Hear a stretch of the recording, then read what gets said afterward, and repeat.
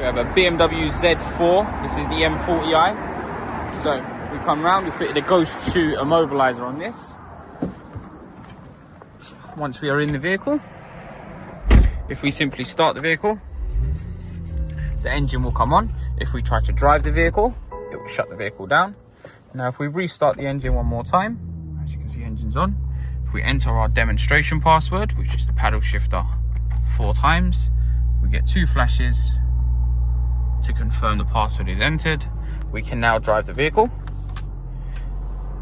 We also have the ability, once we switch it off, it will be reactivated, ready for the next time.